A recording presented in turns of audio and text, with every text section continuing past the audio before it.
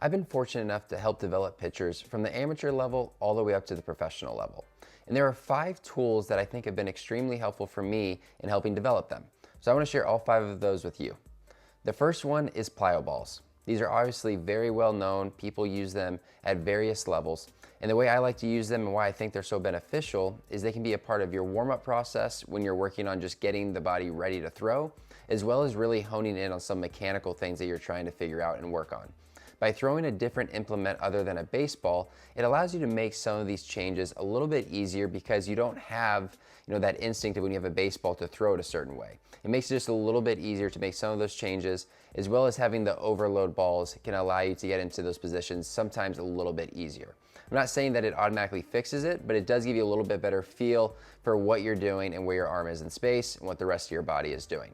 They also can be incorporated into your arm care routine. There's various exercises that you can use with plyo balls. Physical therapists and athletic trainers have been using them for a very long time, and I think that there's some really great opportunities to use those in your post-throw or pre-throw routine. Number 2 is a radar gun, and it's not necessarily because of the reason you think. Yes, I like to have it for objective feedback on are we throwing harder or are we throwing slower, but there's also some benefits to using it on a low or medium day.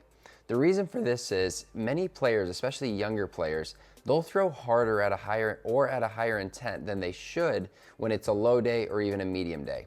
And the radar gun can be really good for giving you feedback on making sure that players are staying within a certain velocity threshold for where they need to be that day. And then coming back to the velocity standpoint, it can be really helpful for you to experiment and work on different things. And when you're getting that feedback of the throw, it just lets you know, did that one actually help? When I tried this cue, did I throw harder or did I throw slower? It just gives you that instant feedback to know, is what you're doing, A, are you in the right threshold for where you need to be that day? And B, if it's a high effort day, is what I'm trying or experimenting with, is it actually translating to higher velocity?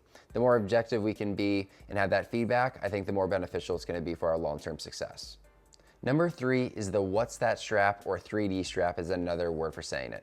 This is kind of a similar version to the core velocity belt, but what I like about this is it's a little bit more versatile to where you can actually use it on the upper body as well. You can use this for assisting or resisting rotation on the lower half or on the upper half. It also can be used in the weight room when you're doing certain rotational moves or trying to resist rotation. It's just a really good tool that you can use in multiple settings that I've found a lot of benefits with in the warm-up routine, in a movement or mobility type of setting, as well as the drill setting for throwing. Number 4 is dot balls. And if you've been following me for any time, you know that I love these when it comes to pitch design. By placing these dots on certain parts of the ball, it gives you feedback on how the ball is spinning. So if you don't have access to a TrackMan or Rapsodo or whatever device for tracking pitches, this can still give you feedback and let you know if it's moving in the right direction, generally speaking. Obviously, we're not going to get the specific numbers, but by knowing how the ball should be spinning and knowing if the dot is put in the right location, you'll have a really good idea of, is this pitch working and moving the way I want it to. Number 5 is differential balls. I absolutely love these for challenging command and increasing that variability when we're throwing. We're constantly having to make adjustments pitch to pitch, and this just amplifies that and forces us to make those adjustments a little bit more. So when we're actually in a game setting and using a baseball, we're able to make those adjustments a little bit easier. You can use these in catch play, which I would actually recommend doing first before the mound because it can be challenging. So we want to make sure that we are easing players into it. We're not making it too challenging at first and that the success rate is still at a decent rate. Around that 40 to 60% rate is typically what I'm looking for. But in catch play, just experiment, have fun with it, change the ball that you're using, and then eventually work on using these on the mound with your fastball and eventually to your other pitches. Number 6, I got a bonus for you. And this is obviously a luxury item, or luxury items, is a TrackMan and an Edgertronic camera. This is just going to give us very good objective information on how our pitches are moving and what the relationship in that movement is to each other. And the Edgertronic camera is going to allow us to see in slow motion exactly how that ball is coming out of the hand so you can make adjustments faster to your pitches. So this is that next step above the dot balls. This is going to allow you to know exactly how it's moving and what adjustments you need to make. So there are so many tools, right? There's hundreds of tools that you can use. There's hundreds of tools that I use currently, right? There's a bunch of things that I didn't mention.